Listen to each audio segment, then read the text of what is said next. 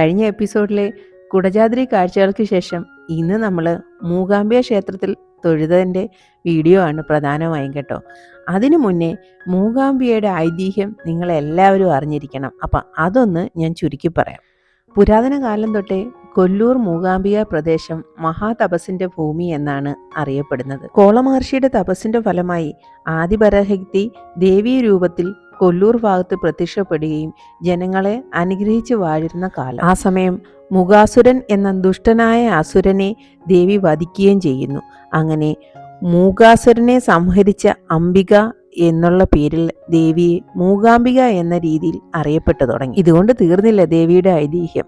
കാലങ്ങൾക്ക് ശേഷം കേരളത്തിൽ നിന്നും ശങ്കരാചാര്യർ കുടജാദ്രിയിൽ വരികയും അവിടെ ദേവീ സാന്നിധ്യം അദ്ദേഹത്തിന് ഫീൽ ചെയ്യുകയും ചെയ്തു. തൽഫലമായി അദ്ദേഹം കുടജാദ്രിയിൽ തപസ്സനുഷ്ഠിച്ചു. ആ തപസ്സിൽ സന്തുഷ്ടയായി പ്രത്യക്ഷപ്പെട്ട ദേവിയോട് ശങ്കരാചാര്യർ ഒരു കാര്യം മാത്രമാണ് ആവശ്യപ്പെട്ടത്. ദേവി, അങ്ങയുടെ സാന്നിധ്യം കേരളത്തിലോട്ടും വരണം, കേരളത്തിലെ ജനങ്ങളെയും അങ്ങ് അനുഗ്രഹിക്കണം.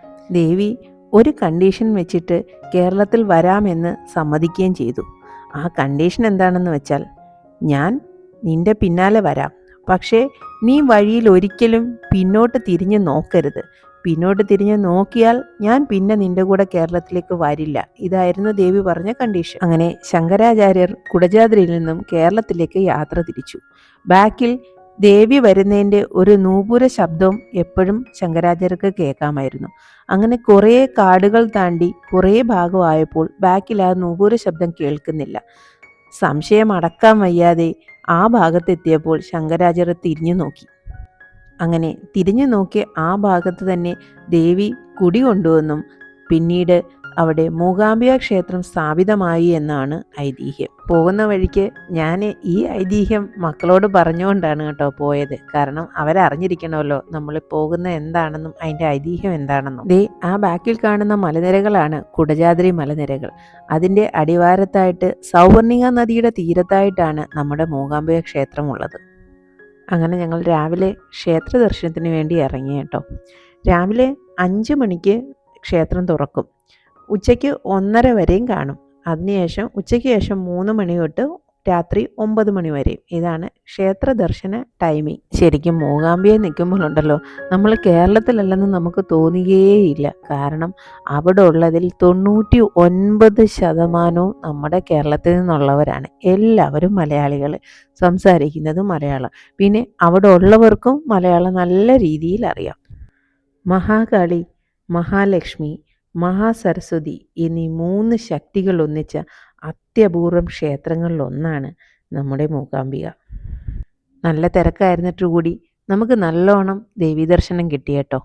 അങ്ങനെ അവിടെ നിന്നും നമ്മൾ ഇറങ്ങി. കാരണം ഇനി നമ്മുടെ ഉദ്ദേശം ഞാൻ പറഞ്ഞില്ലേ, ആന്ധ്രയിലെ കാളഹസ്തിയാണ്. ഏകദേശം 700ഓളം കിലോമീറ്റർ മൂകാംബികയിൽ നിന്ന് വരുന്നുണ്ട്. അപ്പം നമ്മൾ ഗൂഗിൾ മാപ്പ് നോക്കി ഇങ്ങനെ പതുക്കെ വണ്ടിയെടുത്തു. കാരണം ചിത്രദുർഗ വഴി പോകുന്നതാണ് കുറച്ചുകൂടി എളുപ്പം എന്നാണ് അതിൽ കാണിച്ചിരിക്കുന്നത്. ബാംഗ്ലൂർ ഔട്ടർ വഴി നമുക്ക് പോകാം, അല്ലെങ്കിൽ ബാംഗ്ലൂർ സിറ്റിയിൽ കയറി വേണമെങ്കിലും പോകാം. അങ്ങനെ ഞങ്ങൾ ചിത്രദുർഗ പോകുന്ന വഴിക്ക് കണ്ട ഒരു കോട്ടയാണ് കേട്ടോ ഇത്. ഏക്കർ കണക്കിലോളം വ്യാപിച്ച് കിടക്കുകയാണ്. ആദ്യം നമ്മളൊന്ന് കയറാമെന്ന് വിചാരിച്ചെങ്കിലും പിന്നീട് കരുതി കയറിയാൽ അത്രത്തോളം കാണാനകത്ത് കോട്ടയുണ്ട്.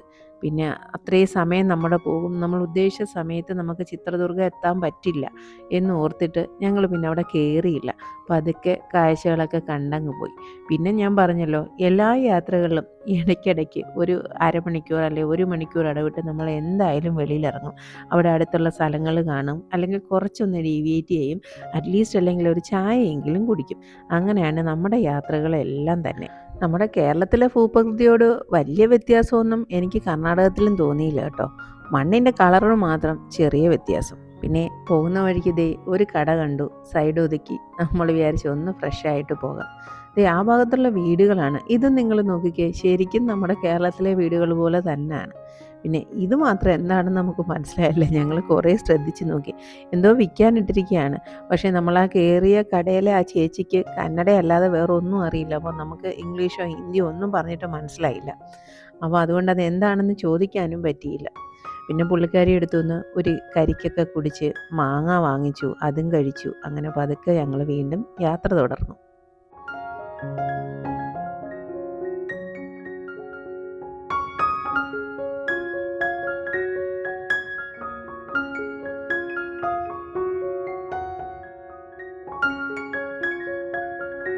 ഗൂഗിൾ മാപ്പ് ഇട്ടാണ് പോയത്. അതുകൊണ്ട് തന്നെ വഴി ഹൈവേ അല്ലാതെ ഇടയ്ക്കൊന്ന് ഡീവിയേറ്റ് ചെയ്ത് ചെറിയ സ്ഥലങ്ങളൊക്കെ കവർ ചെയ്ത് ചില ചെറിയ പട്ടണങ്ങളൊക്കെ കണ്ടിട്ടാണ് നമ്മൾ പോയത്. കാരണം ഗൂഗിൾ മാപ്പിൽ അങ്ങനെ ഒരു പ്രശ്നമുണ്ട്. ചില സമയത്ത് ഫ്യൂവൽ എഫിഷ്യൻസി എന്നുള്ള ഒരു ഓപ്ഷൻ നമ്മൾ ടിക്ക് ചെയ്ത് കൊടുത്താൽ നമുക്ക് ഫ്യൂവൽ എഫിഷ്യൻസി ഏറ്റവും കൂടുതൽ കിട്ടുന്ന റോഡാണ് സജസ്റ്റ് ചെയ്ത് വരുന്നത്. അങ്ങനെ നമ്മളിത് ഇടവഴി പോലുള്ള റോഡ് വഴി വന്നു. പക്ഷേ ഏത് റോഡായാലും റോഡ് നല്ലതായിരുന്നു കേട്ടോ. അതുകൊണ്ട് വലിയ ഇഷ്യൂ ഒന്നും ഉണ്ടായില്ല. അതുകൊണ്ട് കുറച്ചുകൂടെ സ്ഥലങ്ങളൊക്കെ കാണാൻ പറ്റി. നമുക്ക് കർണാടകയിലെ ഉൾഗ്രാമങ്ങൾ എങ്ങനെയൊക്കെയാണ്, എന്താണ് അവിടുത്തെ ജീവിത രീതികൾ എന്നൊക്കെ അറിയാൻ പറ്റി. പിന്നെ പ്രത്യേകതയെന്ന് പറഞ്ഞാൽ ഇത് ഇങ്ങനെ വിജനമായി കിടക്കുകയാണ്. നമ്മുടെ നാട്ടിലെ പോലൊരു കൺജഷൻ എങ്ങും അവിടെയില്ല. അവിടെ ഒരു വീട് കഴിഞ്ഞിട്ട് അടുത്ത വീട് ഒരു 5 ഏക്കർ കഴിഞ്ഞിട്ടേ കാണൂ. ആ രീതിയിലാണ്. പിന്നെ കൂടുതലും കമുങ്ങിൻ്റെ തോട്ടങ്ങൾ, പിന്നെ പച്ചക്കറി കൃഷികൾ, ഇതൊക്കെയാണ് അവിടെ കൂടുതലും നമുക്ക് കാണാൻ പറ്റിയത്. ആദ്യം നമ്മൾ അവിടെ നിന്ന് ഇറങ്ങിയപ്പോൾ കരുത് ചിത്രദുർഗയിൽ പോയി ഫുഡ് കഴിക്കാമെന്നൊക്കെയാണ്. പക്ഷേ അതൊന്നും നടന്നില്ല. പൊതുവേ ഇതുപോലെ ഇങ്ങനെ നിർത്തി നിർത്തി പോകുന്നത് കൊണ്ട് നമ്മൾ ഉദ്ദേശിച്ച സമയത്തൊന്നും നമ്മൾ എത്തില്ല.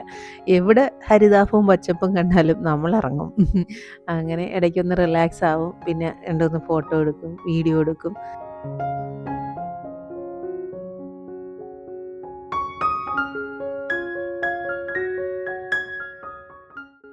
പിന്നെ ഈ നാട്ടിൻപ്രദേശത്തൂടെ വരുമ്പോൾ ഉള്ള വേറൊരു പ്രശ്നം എന്താണെന്ന് വെച്ചാൽ നമുക്ക് നല്ല ഹോട്ടൽസ് ഒന്നും കിട്ടത്തില്ല.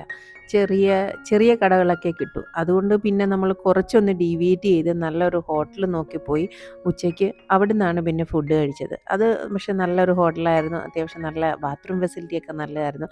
ഈ യാത്രകളിൽ നമ്മൾ ഫേസ് ചെയ്യുന്ന ഏറ്റവും വലിയൊരു പ്രശ്നം അത് തന്നെ, നല്ല ടോയ്ലറ്റുകൾ കിട്ടുക എന്നുള്ളത്.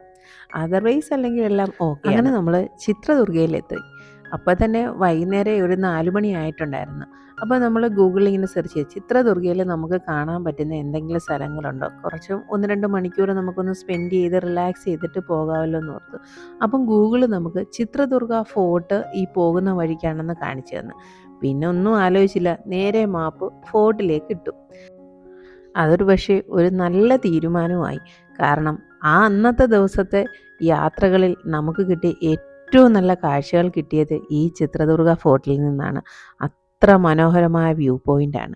അപ്പം ആ കാഴ്ചകളും ഒക്കെ ആയിട്ട് നമുക്ക് അടുത്ത വീഡിയോയിൽ കാണാം കേട്ടോ.